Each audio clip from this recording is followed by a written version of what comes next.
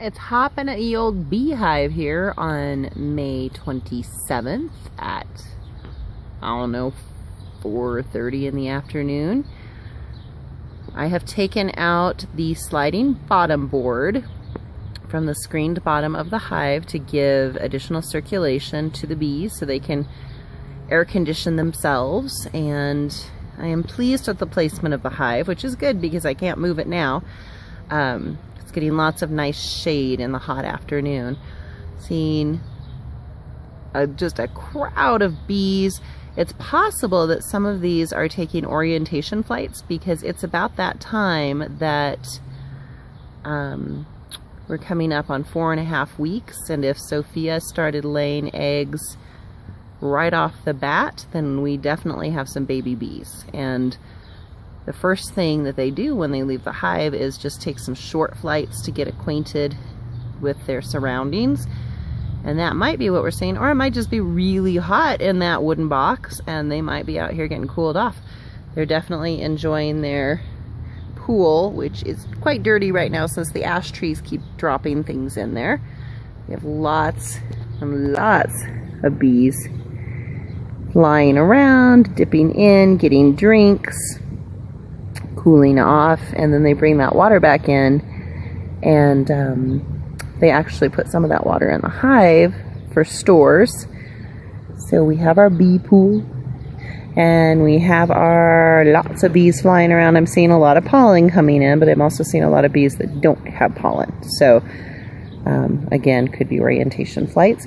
The negative news that we have on the bee front is that I have seen my first varroa mites.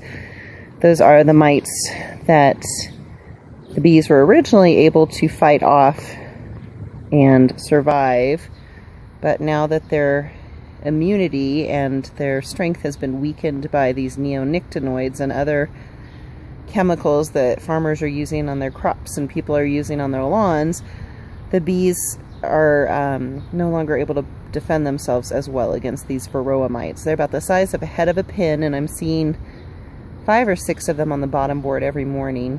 So next time I do a hive check, I'm going to actually have to destroy a couple of drone cells to investigate and see if the varroa mites are dining on our drones. They prefer the drones because they take longer to germinate than the worker bees, and they're bigger and juicier. So varroa mites are trying to survive just like everybody else. Unfortunately, they're trying to survive by killing my bees. So the first treatment that I will be doing is a very natural treatment. I will just be sprinkling the bees with powdered sugar. So there will be little ghost bees flying around, supposed to make the varroa mites lose their grip on the bees and make it more possible for the bees to remove them. So it would be the equivalent of having a full-grown rabbit attached to you sucking your blood, if rabbits sucked blood, that is. And sometimes they will have several varroa mites on them. So if you want to picture vampire bunnies sucking on your blood, that's what a varroa mite is size equivalent on a bee. So I'm hoping that my bees are able to fight off the mites and that this doesn't become a very sad tale of environmental